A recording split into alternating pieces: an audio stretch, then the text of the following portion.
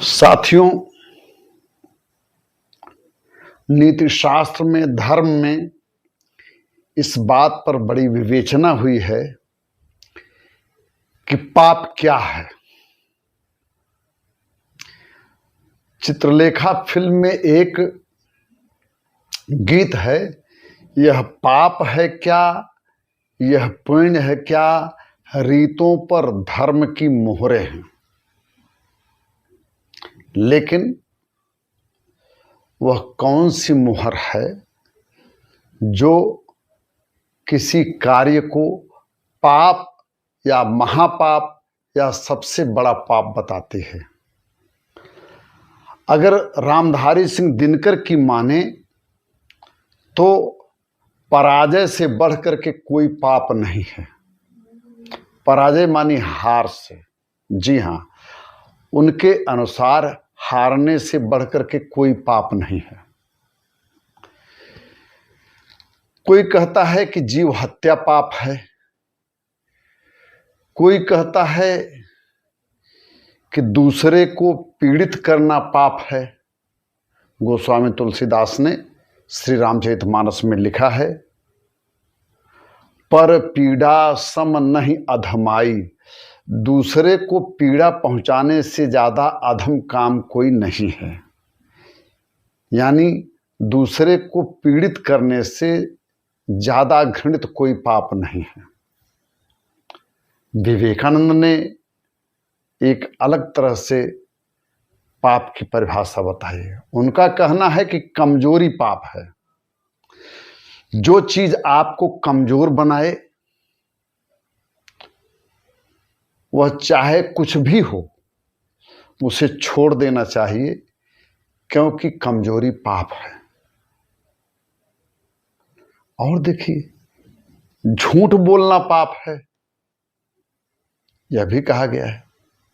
इसलिए कहा गया है कि सत्यम वद, सत्य बोलो, क्योंकि सत्य बोलना पुण्य है। गोस्वामी तुलसीदास जी ने एक जगह श्री रामचरितमानस में लिखा है कि नहीं असत्य सम पातक पुंजा। तो उन्होंने तो असत्य को पाप ही नहीं कहा है, पातक कहा है और पातक पुंज कहा है कि ए बास्केट ऑफ सिंस, पापों का एक पूरा पुंज है झूठ बोलना। तो फिर रामधारी सिंह दिनकर का क्या विचार है? वह विचारणीय है। दिनकर जी कहते हैं कि सबसे बड़ा पाप है लड़ाई में हारना, समर में पराजित होना। वह कहते हैं कि सच है छल की विजय अंत तक। सच है छल की विजय अंत तक, विजय नहीं अभिशाप है।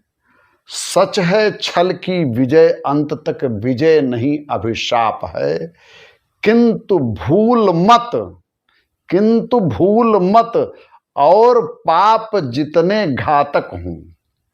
किंतु भूल मत और पाप चाहे जितने घातक हों, पर समर हारने से बढ़कर घातक न दूसरा पाप है। यानी यदि हम युद्ध में हार जाएं तो इससे बढ़कर के घातक या भयंकर कोई दूसरा पाप नहीं हो सकता। यानी समर में हारना महापाप है, परम पाप है।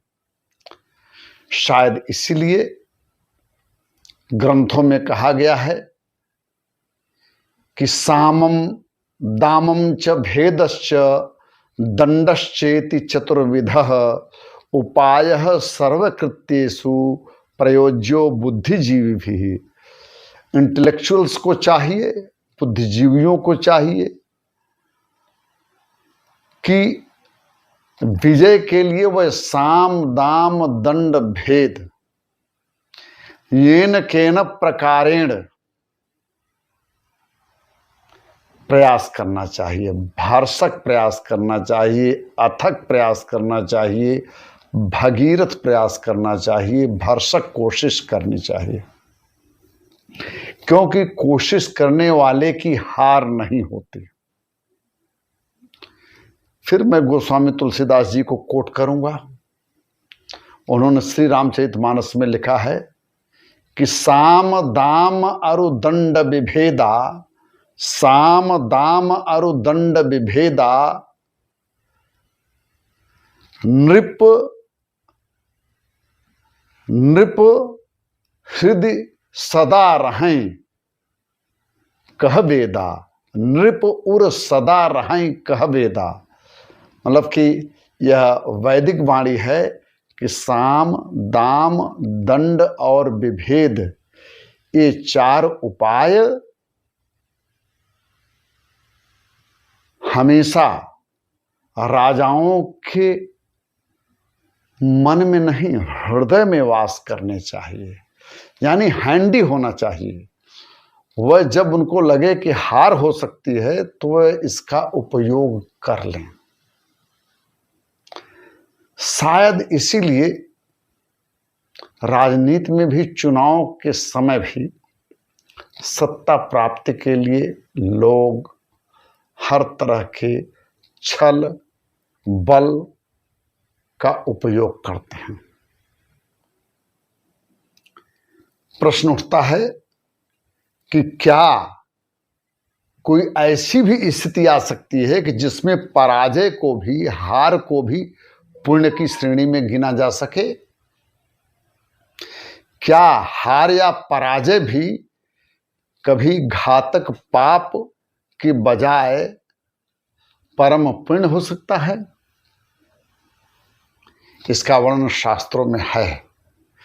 कहते हैं अन्येभ्यो जयमिच्छेत, अन्येभ्यो जयमिच्छेत पुत्रात् शिष्यात् पराजयम्। तो जैसे यह सिद्धांत बना कि हार से बढ़कर के कोई महापाप नहीं है, तो इस सिद्धांत का भी एक यह अपवाद है। जैसे किसी भी सिद्धांत का अपवाद होता है, उसी तरह से इस सिद्धांत का भी यह अपवाद है। सिद्धांत यह है कि पराजय से बढ़कर कोई बड़ा पाप नहीं है, लेकिन एक ऐसी पराजय है, या यूं कहिए कि दो ऐसी पराजय की स्थितियां हैं जब वह पराजय पराजय नहीं कहलाती हैं, पुण्य कहलाती हैं। वह यह है कि पिता से अगर पुत्र आगे बढ़ने लगे, युद्ध में पुत्र अगर पिता से जीत जाए और पिता पराजित हो जाए, तो माता पिता के लिए यह पुण्य की स्थिति है, उनके लिए बहुत बड़ा पुण्य है। और इसी तरह से शिष्य अगर गुरु से आगे निकल जाए, जिसको कि अवधी भाषा में कहते हैं कि गुरु गुरु रह जाते हैं और चेला शक्कर हो जाते हैं, तो यह भी एक ऐसी पराजय है, या गुरु इज ओवरटेकन बाय द शिष्य। यह भी एक पराजय की स्थिति है, जिसमें अपने पराजय से गुरु प्रसन्न होता है। लेकिन कभी कभी देखा जाता है कि पिता पुत्र प्रेम के बावजूद और गुरु शिष्य प्रेम के बावजूद अपनी ही विजय की कामना करता है। वह भी एक तरह से अपवाद ही है। लेकिन शायद इसी बात को देखते हुए अंतिम रूप से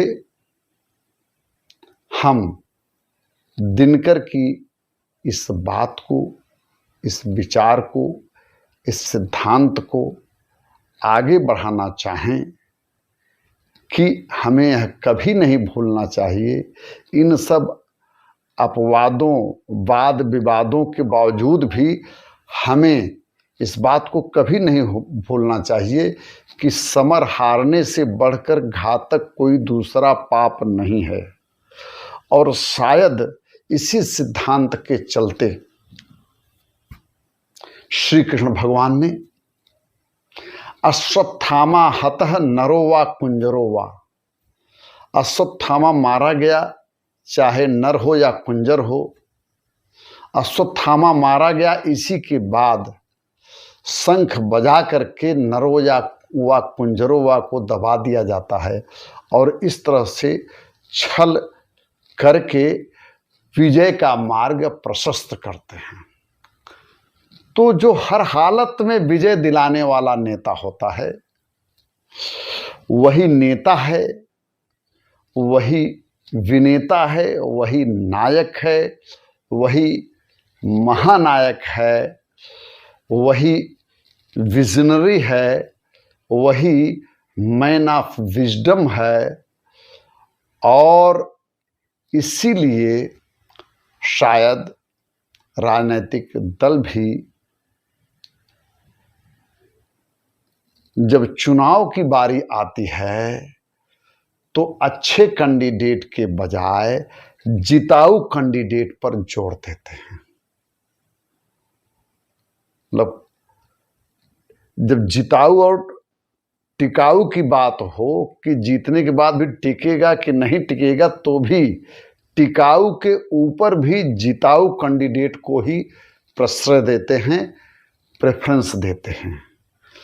इन सब चीज़ों को देश दुनिया को देखने के बाद, शास्त्रों का अवगाहन करने के बाद, पूरब और पश्चिम देखने के बाद यही प्रमाणित होता है और विभीषण को फोड़ करके अपनी तरफ मिलाने और उससे तमाम रावण के राज जानने तक की बातों को देखने से यही लगता है कि मर्यादा पुरुषोत्तम की स्थिति में भी कई बार विजय मर्यादा पर भारी पड़ जाती है। वंदे मातरम, वंदे भारतम, वसुधैव कुटुंबकम।